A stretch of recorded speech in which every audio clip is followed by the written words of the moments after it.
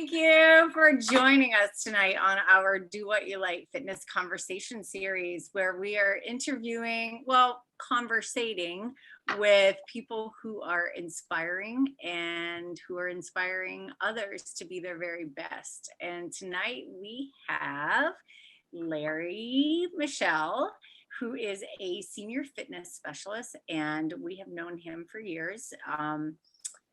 Through the senior living corporation that we all work for here in New York City, where he teaches exercise classes for our seniors. So welcome, Larry. Thank you, Whitney. Thank you, Terry. Thank you for having me. Welcome aboard, Larry. Well, thank you very much, Terry. Good to see you. It's good to see you. Good to see you. Finally, the hurricane got us last time. A lifesaver right there. Outside of work. Ida. Yes. Been quite a ride for the last 18, 19 months, hasn't it? That's true. Here in New York City, well, everywhere, but yeah. Everywhere. So we're glad to have you. Well, thank you for having me. Can you talk a little bit how you got into fitness? You know, what inspired you to get fit and to become a senior fitness professional? Well, way back before you guys were born, back in the 1980s, right? We were born in the 70s. Thank you very much. Anyway, I'll take it. So, yeah, I know. We were already born, Larry.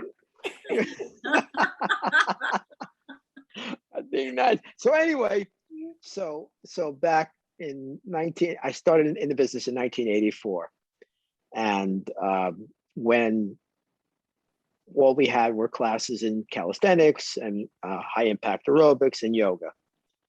And I was a runner, and it was getting a little bit monotonous, a little bit tedious, a little bit boring. I was also teaching school, which I just didn't really love to do. And I wanted to get into fitness, and I went to work at a commercial gym. I won't name the gym because they're no longer in business anyway, and they're not really worth the plug, but that's another story. So we learned how to teach calisthenics, learned how to teach aerobics. And God, I remember the first day I'm thinking to myself, please don't make me teach a yoga class. But I did not want to, that's the one thing I just didn't get it, and with all due respects to you, and we've all come to embrace yoga now, because yoga is such a wonderful discipline, such a wonderful meditative experience. But it was one, and of course, like the first class I get on my schedule is yoga. So from there, it was a love, just teaching classes to people, and one thing led to another, and then all classes started to change, and we got a little bit more elaborate, low impact aerobics, and then spin, and then step classes, the drill. And then one-to-one training kind of came into play there. And I continued to teach and upgrade my certifications and my experience. And then in the 90s, a couple of my clients moved into a long-term care facility. The one. And I said, yeah, well, I looked at the schedule, and I said, that one thing that they don't really seem to offer is much in terms of balance, which is one of the things that we know that seniors really need. So I reached out, and we did it, and it seemed to go very well, and it sort of caught on, and people touched my heart. They really did. And my soul, and I fell in love with working with seniors, and now I've become a senior myself, and it's sort of there's a symbiosis there, and it's not a job, it's a vocation, and for me, it's become kind of a crusade to hopefully pass along my love of fitness to the people that I work with. I do work with younger people too, but the seniors are really, and the group fitness stuff is just such a wonderful thing.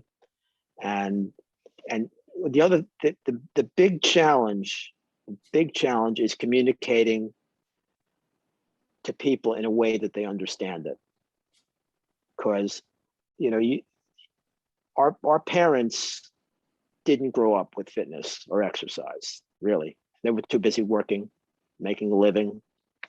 And so group exercise or fitness training is not something that these people understood or had. So it's a very, very different experience for them. And now they, in some respects, they sort of become the 2T and we become the two-door, you know? And it's a very, very interesting dynamic that's sort of developed here. You know, but the challenge, the biggest challenge is trying to communicate things to people in a way that they get it.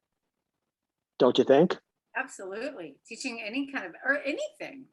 Anything. Yeah. But that's right there. That's a biggie.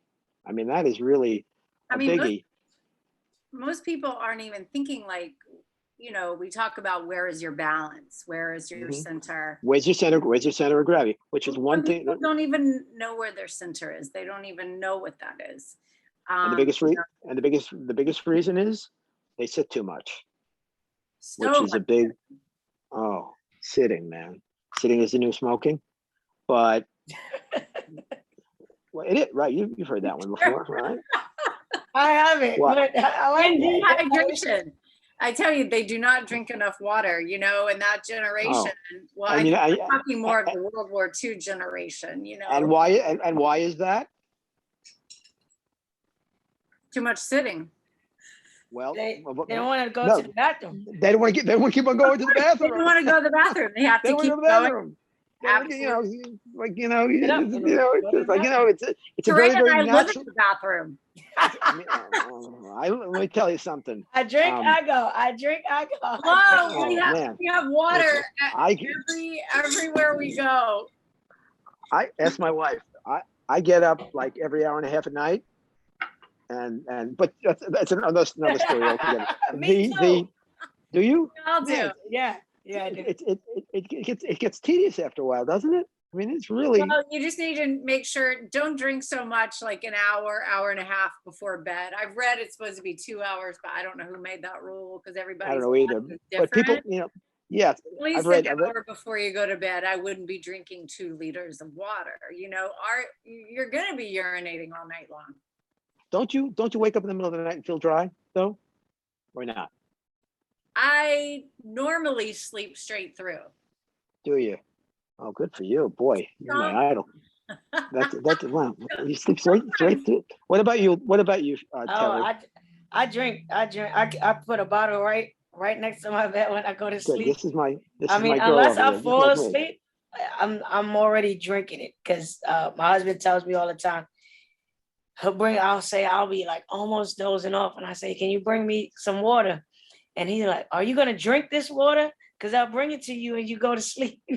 So sometimes I fall asleep, but usually I will drink. I drink right before bed. My doctor also told me not to drink or eat 4 hours before I go to bed. 4 hours? Eating, 4 I understand that. They all I don't know if they do it, but drinking, I just can't go 4 hours before bed without drinking water. Yeah, I have to drink. I usually wait. Even 2, I can't do 2. An hour. But like everybody is different, you know, so you have to, and that's, with sometimes if I ate something really salty, then yes, that will wake me up during the night and I will get up and I'll down a glass of water. I think it really depends on what you eat too and how much water you've been drinking through the day. We stay pretty hydrated. I mean, I feel like Teray and we drink at least between 3 and 4 liters of water a day. I probably beat you. I probably have like 4 anyway, whatever. But I mean, 4 liters is a lot, you know, but again, we're very active. So between cycling and running and that's the thing. At the end of the day, not cliche, at the end of the day, when the day is done, I look at my fit tractor. I'm usually between 9 and 12 miles, somewhere in that. I usually so go. I sometimes average 12 miles a day, 13. Sometimes I hit 15. So this is something we need to stay on top of, because over time we need to stay on, we really need to stay on top setting of it, setting a, yeah, setting a good example. But you get like the no, I don't need to, a drink. lot of medication, the medication. That's another thing. I mean, you said how many medications do you take? Oh, about 7. How many glasses of water do you drink a day? Oh, about 2 or 3. But I have 2 cups of coffee in the morning, right? And the coffee, right? Plus the coffee. Diuretic. Diuretic, yeah. And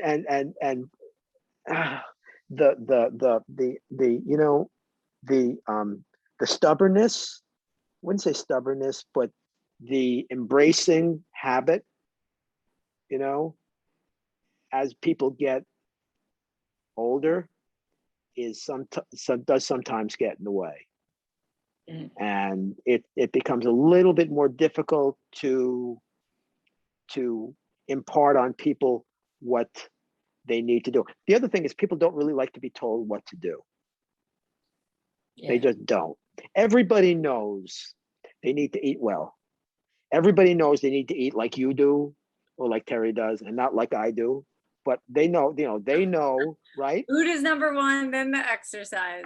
Yes. Well, but they go hand in hand. They do go hand in hand, but what you put in, what you are is what you eat. Outwork a bad diet. What you are, yeah. What you are is what you eat. What you are is the way you sleep. What you eat is the way you sleep. What you eat is the way your skin is. What you eat is how good your workouts are. What you eat is also how you handle stress. Right. Yep. You get like a little sloppy with your eating. What happens? Well, you get a little bit more agitated, a little bit more anxious. Brain fog. Right, a little bit more. Yeah, brain fog. And the last thing in the world a lot of these people need is any more brain fog. All of us. Hey, yeah. Let me tell you something. We're just headed right down that road. But the medication that they're on too. A lot of times makes them sluggish, makes them not want to do anything. Heavy, tired. All heavy duty stuff. Effects from these drugs, and then taking 7 pills. Yep. I Imagine. had one person tell me she took 15 different medications. Yeah, she's still. I don't even know how she was walking straight. I did. Where did you happen? You didn't walk. Drug dealers. Yeah. Well, yeah. This is what we're dealing with. So this is what we're dealing with. It's hard to get through to them, but do you have any clients that you work with that are exceptional that you say, yeah, I really got through to them in their old age and their stubbornness? I've gotten through to them, and they are. I got a guy I work with. He's going on 89, and he works out every day, and we see each other like a couple times. But I can't really accept responsibility for who he is. He happens to be very, very obsessive compulsive, and he likes things. He's very literal. So when you do something, when you demonstrate something, he'll do exactly what you do, to the point where like any little thing you do, he'll mimic. I'll say, okay, reach up with this arm, reach up with one arm, and I have to tell him to mirror me, because then he'll reach up with the other. He's just a little, the other thing. So I can't really take credit for what, because this guy has been working out for about 50 years. And he's over time, he's dropped probably about 45 or 50 pounds. He's actually kept the weight off. And and his mother lived till she was about 105. Wow.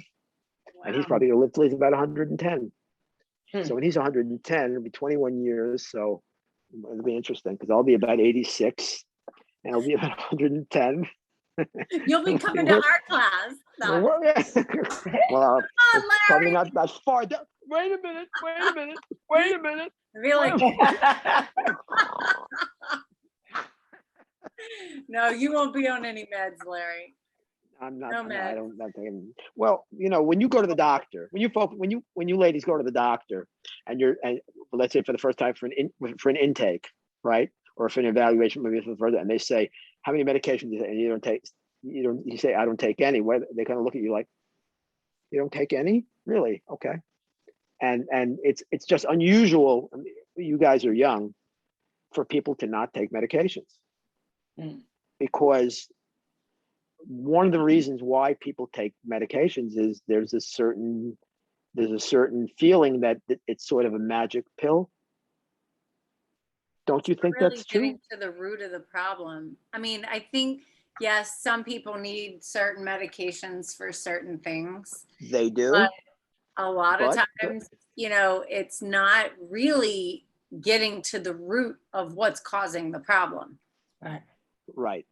What It's we just do, putting a Band-Aid over it, so you correct, keep putting a finger in the dike. putting a Band-Aid on, you know? What we do is so important. The example that we set is so important, and the movement that the music is helpful too. The movement and the music is vital to these people. Oh, it's survival. It's survival, and it's a crusade, is what it is, isn't it? Daily, right? Passing along. Okay, posture up, everybody. Okay, and try to stay that way. Look away. Posture up. Yeah. Look away. I'll Remember when I'll cut my head off. posture up, right? Yeah, posture up. Look away. Okay. Move now. Move, and passing it along. And my experience, now going back to what we're talking about, you know, passing along. I have 2 prosthetic hips and a prosthetic knee, and with me, it's been mostly overuse, whereas most people it's underuse. And having people learn by my mistakes. Well, obviously, what do you want?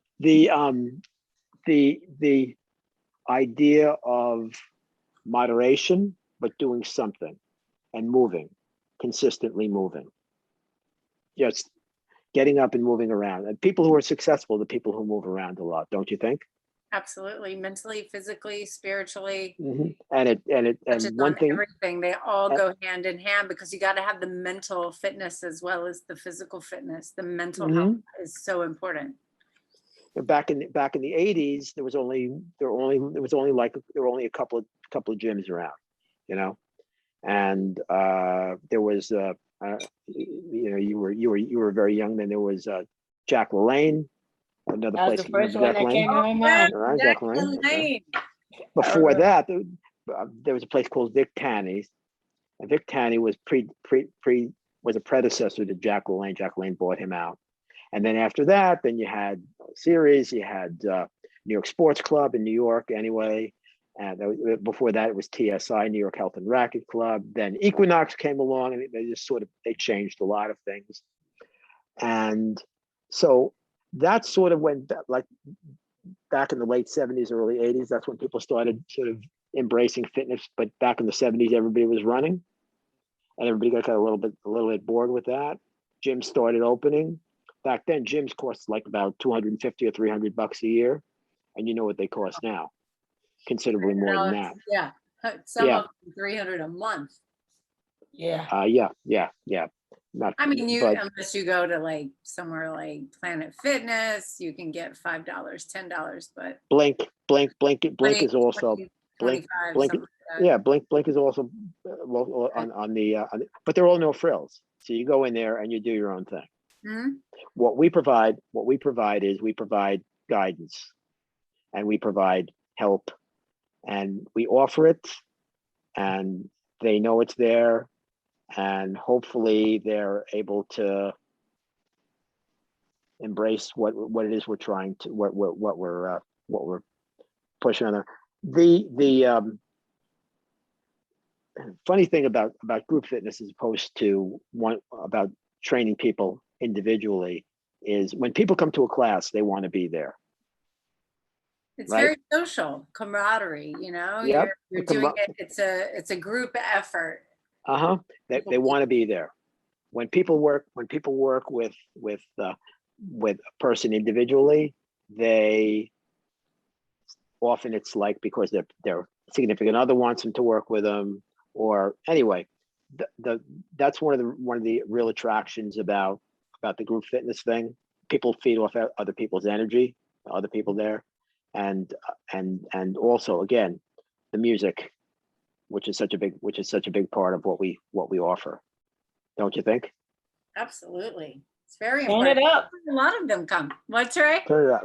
Turn it up. Turn it up. Yeah, you can't turn it too loud though, because they don't like it too loud, because then they can't hear you. Because the hearing is like a little bit challenged too. But so, here we are, like now, and trying to get people to engage their core, right? 2021. And back in the day, back in the 80s and 90s, it was calisthenics. Not that much different now. A lot of the things that we're doing now are very similar to what we did back then. Bird dog, right? Yoga, dead bug, stuff like that. Of course, we can't put people on the floor because they can't get up off the floor, right? I know. So my yoga class that I do before COVID, I had a whole group getting on the floor. Well, you had a whole group getting on the floor because I've been working with them for a long time. We would work on getting on the floor. Not everybody, but I had designed it where people could also do the same exercise modifications in the chair. If you wanted to get on the floor and you could, they would. And about half the class would get on the floor, and then we would work on how to get up off the floor. Yes, that's right. And that's really, really important. Do that. You can't do it in a group class. They've been with me for years, so they and also trust, right? Building trust. Trust, right? So important as a teacher, and especially working with seniors, they have to trust you. So that's right. Yeah, but then in order to trust you, they have to know you. That's right. And they have to be with you for a while, and that's a big part of it also. But we're coming off of 19 months of inactivity. And memories also are not what they were before all this. This is unlike anything, obviously, that we ever, 100 years ago, 103 years ago, the Spanish flu went for 3 years. 3 years. They estimate 50 million people died worldwide. 50 million. Somewhere right now, I think we're approaching here. Well, these are all fun facts about what we approximate the number of people who died back then. But it took us 3 years to come out of this, and we did this without the internet. We did this with communication was minimal. So every time we tried to come out of it, we went right back into it. So now we're dealing with seniors. We're dealing with a 19-month hiatus where a lot of people didn't do diddly squat, right? So now what do you do? You almost have to start back from square one, don't you? In many respects. Because how many people do you know, maybe 80 years old, who stayed active during this? Few and far between. Maybe you do. Well, it was a little different in our case at our senior community, because after, yes, the first few months when we were the epicenter, they couldn't come out of their apartments, Right. But then when we got the go ahead to bring them out in small groups, Teray and I and Lydia, we started doing small in-house groups with 4 to 5 people at a time, just to get them out of their apartments, doing yoga with them, stretch and tone, taking them out for walks where you have to move your body for your mental sake, for your physical sake. You have to do this. You have to do this. And they were ready. Most of them were ready to come out of their apartments and to be together, even though we all had to be 6 feet apart, wearing a mask. The fact that they were in the same room with each other and moving their bodies and listening to fun music and waving at each other and actually being able to see another human, that was everything.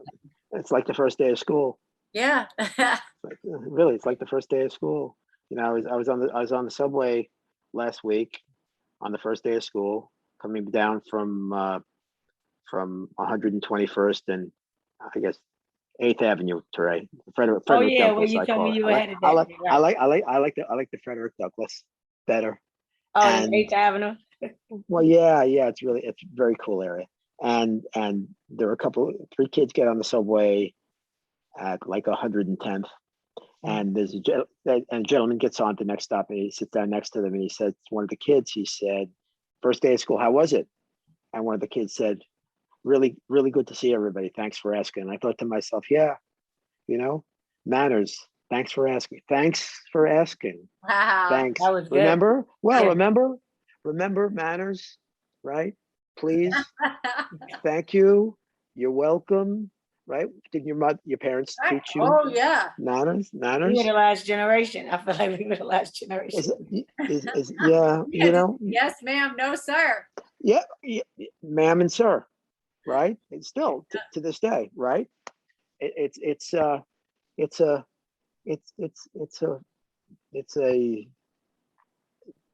I don't want to say a never ending battle, but it's constantly reminding people to do things, and it can get a little bit, I guess maybe tedious is not the right word, but saying the same thing over and over again, maybe in a different way, to try to cajole people into doing something that maybe you reminded them to do about 10 or 15 minutes ago, is challenging. Don't you ladies think so? Yeah, I think you have to Yeah. find a way. I mean, it also depends. Are you teaching exercise? Are you teaching a class for people with severe memory loss? You know, that's, of course, you're going to be repeating yourself a lot, but you know you're going to be repeating yourself. You're going to be repeating yourself every 5 seconds, pretty much, you know, depending on how far along they are, you know, with dementia, when you get to cognitive impairment they may have. But like, yeah. if you're with a group that's, you know, independent, yeah, sometimes you have to get creative in your ways. Teray and I were kind of talking about this tonight in a different way, right? Like, we know things already, right? Like, say we know that, all right, you should do this and this and this and this, and say your husband is saying, well, you should do this, this, and this, and you know that, but because your husband or your wife, your partner, whomever is telling you to do it, it doesn't really sink in. But no, say doesn't resonate, your right? best friend or some fitness trainer comes along and says, you should do this, this, and this. This may help. And you're like, well, my husband said that, but because the trainer said it, or your best friend said it, except this trainer, it seems, it motivates you, right? It depends on the person, how they say it. Like, you could say something 3 different ways, right? And maybe that third way is what motivates them. Those first 2 ways, you're not going to get to them, but it's finding that connection. I think that's what it's bring up Jane, the connection. If Jane Brody, if Jane Brody says it in the Times, they'll do it. Yeah. If the doctor says do it, they'll do it. If Larry says do it, or Whitney says do it, or Terry says do it, to their spouses, forget it. It's just not going to happen. So, you know, again, it's like using that I guess there's a psychology to the whole thing, you know, but it just doesn't resonate the same way unless right? No, it's true. You have to be reminded. I mean, I understand and I get that, because I feel like I know what to do. But I always need reinforcement. I always need to be reminded. I always need just some kind of external push, motivation. Even though I know support, I know what to motivation. do. But like somebody like you or Whitney, you guys just, maybe you do need it, but you don't seem like it. You just go with it. And so something like that to you seems frustrating, because you're just like, just do it. And you know something that struggle. You know something, it's interesting, but there are mornings it's hard to get up and do it. And The discipline, yeah. The discipline is, and that's the thing, that's the thing about aging. You sort of lose a little bit of that discipline as you get a little bit closer and closer to the end than the beginning. Because let's face it, like in the last, like I said, especially in the last 18 or 19 months, there's a lot of sadness out there. There's a lot of depression out there. There's a lot of anxiety out there. And it's very, very hard sometimes to penetrate that. You were saying how people have been stuck for the past 19, 18, Yeah, 19 weeks or they whatever, have been. and then they don't want to move or whatever the case is. But I find it interesting that I had at least, I want to say 2 residents, definitely one, trying to remember which one. But I have a resident who was taking my classes and she knew the routine so well. She said she wasn't stagnant during the pandemic. She actually did it. I mean, they had Zoom classes too, but she said, I had a band and I did these classes all the time in my apartment while we were going. I thought that was cool, and I thought that was good. Great. That's the impression that you made on this person, and even if whatever they forget, they know that you're good at what you did and you made an impression on them, and they remember certain things about what it is that you do together, and that you represent something that's very good and very fun and very, very important. And maybe they understand that moving a little bit more, so that moving is better than not moving, because it makes them feel like a little bit, as a client of mine always says, less worse, which is well, something. It's interesting though. Sense of humor is, keeping sense of humor and passing along that sense of humor to people too. Laughing the way we're laughing right now is just so important. It's just so important. Not taking it seriously, having fun with it, having fun with life. Have fun with it. If you have fun with it, they're going to have fun with it. If you smile, they're going to smile. If you crack a joke, maybe they'll laugh a little bit. It's such a wonderful thing we're able to do here. Right. It really is.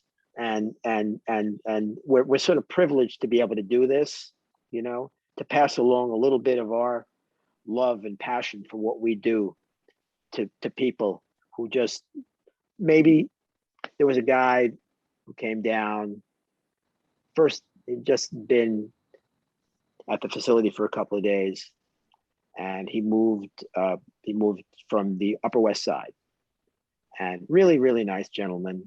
And he came up to me afterwards and he said to me, he's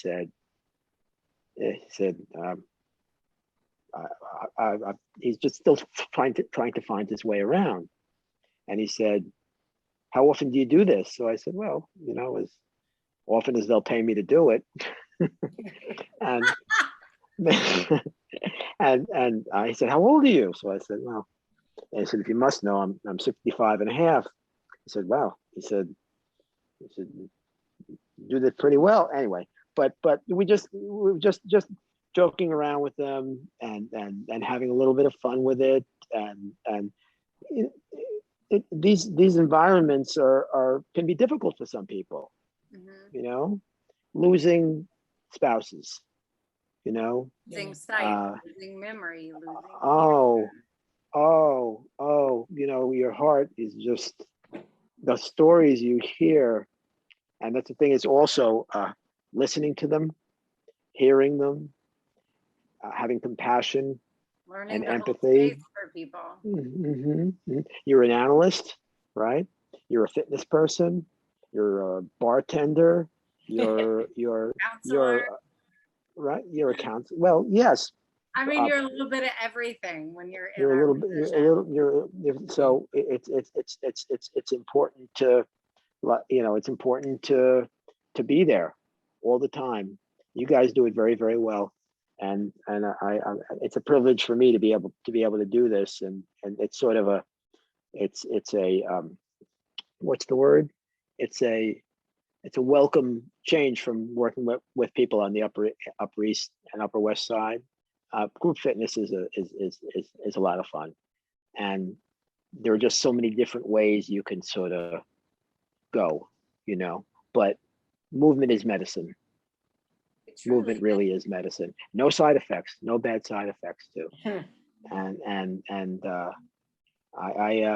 No, it's a wonderful thing that we're able to do, you know.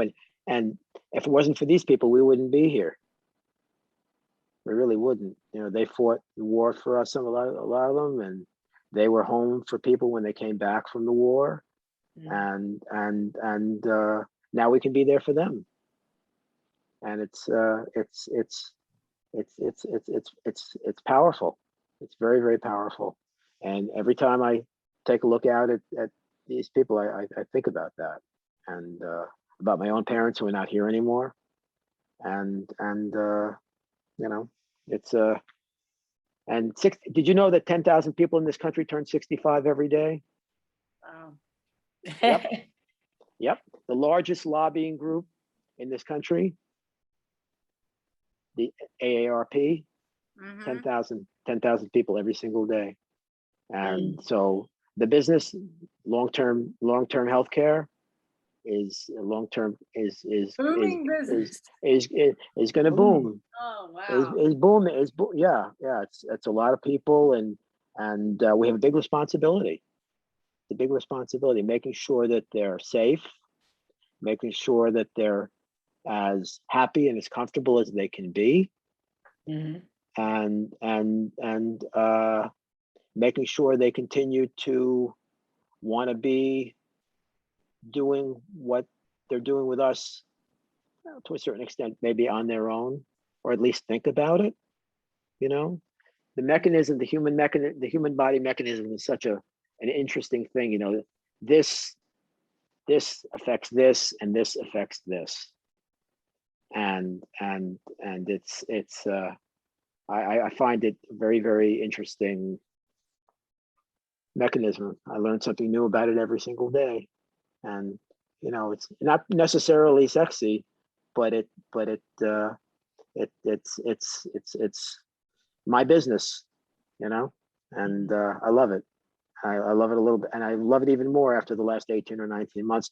You know, the being with people live is a lot different than being with people on Zoom. As you whoa, as you ladies, Epiphany. Oh man, everything's happening. As you ladies know, and you know something, and you guys are both in front of people like all the time, and yeah, being with people. And you said it before, Whitney, about being with people, the sociability aspect of this whole thing is such an important thing right now. It really is. It really is. And I'm blessed to be working with you guys, and I'm blessed to be working with the people in these facilities. And we're talking about people who have issues, and I work with some people also who have Down syndrome or on the autism spectrum, and it's almost, it gets to the point already where, you know, working with people who don't have very many issues, it's kind of boring, you know. Yeah, it's like, you know, if you can work with people, the kinds of issues that we have, you can work with anybody. It's all about acceptance, right? To a certain extent, you know, trust. Well, people being accepting of each other. Acceptance is everything, and trust. You know, just people. We're all the same. Accepted. We all need to be accepted. We need to be supported. We need to feel we do. Trust others. You know, when people come to an exercise class, you know, especially for the first time, and especially when you're 85, 95, 100, you're vulnerable, you know, and you gotta trust. I mean, sometimes, and I always say this to my groups, sometimes the hardest part is just getting here. You're here, let's do it. The first step, you have Yep. gotten over the Yep. hard Very true. part. Getting it's just to get here. Even You know journey what? of a That all of it- sounds so cliche, but it's so true. the What'd journey you of a say? 1,000 miles. The journey of 1,000 miles starts with a single step. Yep. And once you get here, Yeah. We'll entertain you. you'll be We'll able to entertain handle you. the rest. We'll entertain you. We will entertain you, and you're going to be part of the entertainment too. And it's going to be fun. It's going to be fun, and you're going to feel better at the end of this than you felt at the beginning. That's right. our goal. Is to Throughout help. my Is to help. class the whole time, I'm like, "Are we having fun yet?" And they crack Yeah. up. I was like, Yeah. "No, but yeah," or whatever, and they laugh. Because in my I'll crack yoga it. classes, it's not serious. I'm like, "Okay, people, yoga does not have to be this serious. We Doesn't. dance. I got them dancing in there, in between Yep. postures. We are dancing. We're moving around the space. They love that. Yeah. So I No. really People. started adding more dance into the yoga. So we're doing yoga dance. Yeah. The yoga dance. That's an interesting concept. You know, to like a just cross your arms like this and just move from side. Everybody. We have dance breaks in between postures. I know. I Yeah. know. No, hey. but Sometimes they're in like a chair pose and they start shaking their booty side to side. Oh, they love to do this. They love to do this, and they Martha Graham, Alvin Ailey, like okay. Yeah. No, it's people just have this dance fantasy, don't they?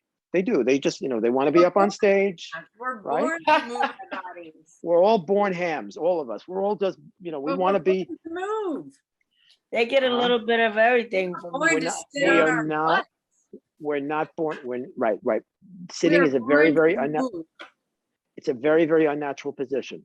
Bad in so many respects. Bad for your hips, bad for your back, bad for your bones, bad for just about everything, bad for your skin. So, get up and get moving. When you when you challenge them, they respond. They love They respond. They love everybody get up, put the music on, and it's like dance like nobody's watching. Because frankly, nobody really except for us, but really we're dancing too. That's right. Have fun. Have some fun. Crack a stupid joke every once in a while. Make them a little bit less serious. But it's a real experience. Every time in front of a group, even if it's a small group, it's an experience. And being able to customize what we do to the people we have. If you have a bunch of people there who just would rather sit, okay. How do you make it a little bit more interesting sitting down? Or if it's a split group, some who like to sit down and won't get up, and some people who like to stand. How do you meet them in the middle? Mm-hmm. So the challenge is fun. Real creative. You got to be creative. Well, you don't have to be creative, but it certainly helps. No, it helps when you're as a teacher. You have to be creative. In my opinion, you have to be. And I've had to get super creative in all my groups. For the people. Not everyone can stand. So you get creative with them in the chair. Yeah, and I can't really, what I used to do with them is I would go over and dance with them, and I can't do that anymore. It's a sort of dance from a distance, Yeah. Imagine, visualize, you're doing visualization exercises sort of, and that in your mind, you're doing such and such, you're receiving a tennis serve. What do you do when you're receiving tennis? You get down low, you move from side to side, think about the US Open, think about the way these folks and these ladies receive a serve. What are you doing? You move from side to side, you keep your back straight, your head up, and all this other stuff. Just try to visualize, remind them to visualize and think about what they're doing. Be aware, be there, the moment, and remind constantly. That's interesting, isn't it? Very, very different. Very, very different. They get to So- dance with you guys. They don't get to dance with me. Well, you don't I'm not dance? the You don't dancer. dance? No, I don't You- dance. It's stretch and tone. So we do a lot of like toning. So they're like, you know, You can they're throw like, some booty oh shakes in God. there. But then when it's time for yoga, they get the they do toning too, but Yeah. you know, Just stretching stretching. and stretch. I mean, I do stretches, obviously. I follow all the Try to steps. teach but them, teach it's them, a teach them lot how to of shit. Teach them how to like shimmy. almost doing weight. Shimmy. Shimmy with your shoulders. Shimmy. Do the shoulders. The shoulders. Shoulder shimmy. It's fun. That's You know, great. Well, isn't it? Yeah. we're lucky to be able to do what we do. So Larry, do you have a ritual?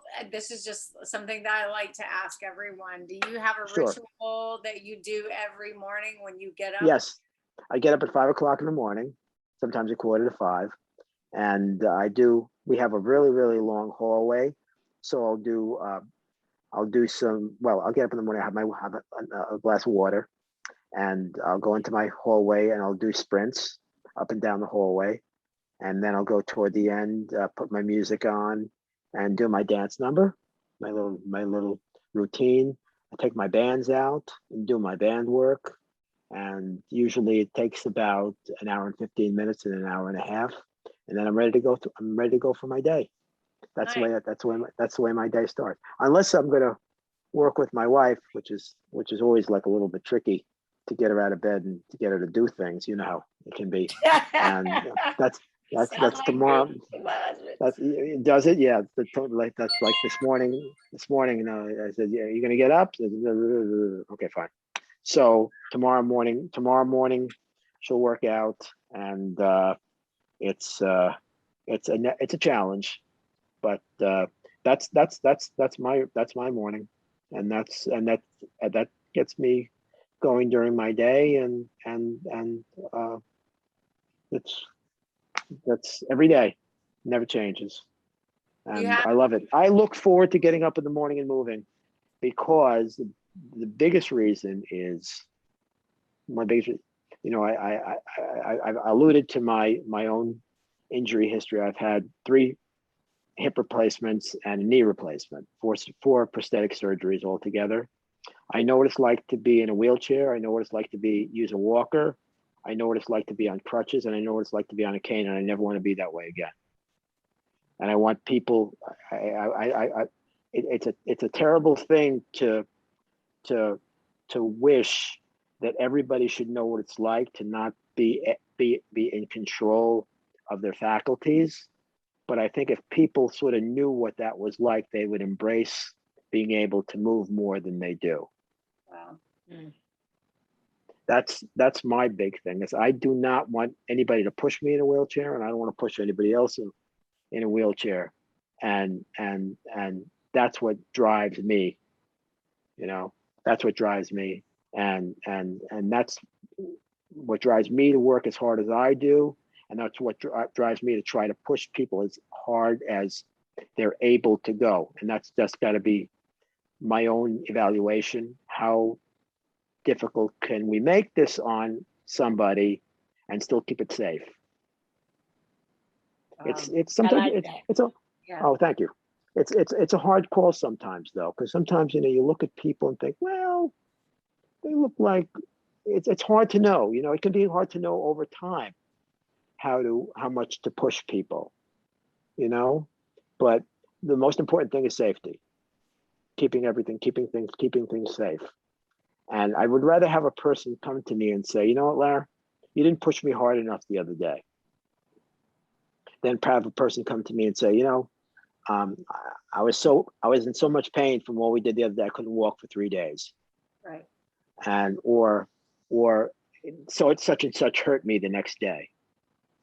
And I want people to embrace what exercise does, and what fitness does, and what wellness does for our minds and our bodies, and to give You want them people to keep coming back. If you kill them Right. in the first No. session, No, no one's gonna that's, wanna come that's back. not, that's That's not what we're It's supposed not to what do. it's about.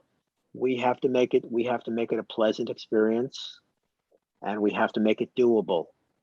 It's Right. got to be doable. And there's gotta be And some fun in there. that's included. It's part of being doable. It's got to be fun.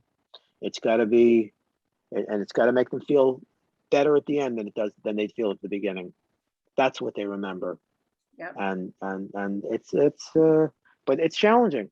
It is challenging. It can be challenging, especially on days when that you're having a day that's a little bit difficult, which we all have. That's right. But you know something, channeling that is you can channel that in a very, very positive way. You know, put out that very, very positive energy. It's like as you were saying before about the first step. It's a little bit difficult, but once you start to put forth that positive energy, it just sort of flows like a waterfall or something like that. Right? But it just sort of flows, and then at the end you think, oh, okay, why was I not feeling as well as I should have? You know, I guess cathartic is probably the right word. You know, it's just a very, very pleasant feeling to walk away and think that was great. We really had a good time, and people will remember that it was good, and hopefully take that with them for a while, even if it's just like a little while. And then over time, as you say, they trust you a little bit more, and then it becomes a very, very expectable experience. So we're blessed. We really are. Well, I think that's a good note to end on, don't you think, Yeah. Teray? Absolutely. Yeah. Positivity. No, Yeah. it's nice. It's nice just sitting down with you ladies and talking and sharing experiences and that sort of thing. And maybe we've given some people some hope, Yeah. you know, and hope is such a hope and a little bit support we always provide. That's But my again, middle name. is Oh, hope your middle name or support? Oh, Hope. No, seriously, it is. Hope. Is Hope really? Hope's it's a great name. I don't hear. Whitney support landed. Nah. Support. Yep. So It's Hope. Hope. Yeah, Hope is one of those names you don't really hear much anymore. You know, it's like, you know, all the old names are coming back now, though. You know, like Grace is a big name again, and I've heard a few Myrtles. I've heard a few. I haven't heard any kids named Myrtle, but okay. Yeah, I did. I heard You are two Myrtle. of them today. Myrtle, yeah. Really? For men, yeah. For men, Harrison is another name that's popular. What's older? I haven't heard any Gertrudes though. No, Gertie is probably not. Yeah, true. No. Bernice, I've heard a few Bernices, because Bernice is one of these. Or Barbara. No kids named Barbara. No. Yeah, I haven't heard kids named Barbara. No, Barbara's. You know, people are into naming their kids like ethnic, like Ronan. Everybody's naming their sons Ronan now, and everybody's Ronan, Ronan. Irish. They named their daughters Isabella. Everybody, well, the kids are named Isabella. Sabrina is another popular name. Some of these kids are going to be very, very confused, because it'd be like 4 Isabellas in a class and 4 Sabrinas. It's like, okay, Isabella, which one? But Whitney and Teray, where's the Teray derivation? Teray, who you named for? Where'd your parents get that idea? Teresa. Okay. Yeah, Is that your given name? Teray, yeah. No, Teray is my name. Okay, so you're named for your Whitney. Are you named for anybody? Yes, actually, my mom named me Whitney after the actress Whitney Blake, who was on an old television Oh yes, Hazel. I remember Hazel with it's Shirley Booth. Yeah. Wow. She named you after Whitney Blake. Yeah. Of all people. Yeah. Huh. So she had a thing for Whitney Blake. Okay, I do remember the name, and I do remember Shirley Booth was an Academy Award winning actress for something. I don't remember what that is. You see, you just never know where these conversations are going to go. Yeah, you just Everybody. never know. Well, where But, did you you know, get Larry from? My given name is Lawrence, you know. Oh, And okay. No, I didn't know and that. yeah, well, it's not the kind of thing. Anyway, Whitney probably knows it from anyway. So it's Larry. Nobody ever calls me Lawrence. And back when we were born, royal names were very, very in. So I'm Lawrence. My brother's name is William. You know, so it's a lot of it. A lot of it's the time. Now everybody's into naming kids that different names. You know, they give, and everybody's got everybody's got like a surname. It's like Irving. Irving is another one. Irving is another boy's name that's trendy now. Irv. Yeah, I know. Irv. Yeah, but like everybody hyphenates their last name now. So they keep their maiden name and they hyphenate it with their married name. And sometimes there's a middle name. So then people have 4 or 5 names. So that can be a little bit confusing. Anyway, thanks for the discussion and the talk and for doing what you do and giving me the privilege to be able to do what I do. And it's a wonderful thing to be able to do and a very, very different way than I'd imagine 25 or 30 years ago, jumping around doing high impact aerobics and ruining my knees and my hips and everything else. And it's a really wonderful way to be able to go, you know, and always puts a smile on my face. Thank We you. appreciate you, Larry. We appreciate seeing you so later. much. And I appreciate you folks. And I know it wasn't the most sexy discussion in the world, but I think that we discussed. Everybody is different. Everybody's good. I'm lucky to be able to do what I do and work with people like you folks and learn every day. And that's another thing, is learning something new every day. That's right. Yep. Adios, amigos. I will see you soon. Thank you, Larry. Okay. Thanks, Larry. Take care. All right. Good night. Last minute, Larry. Take care.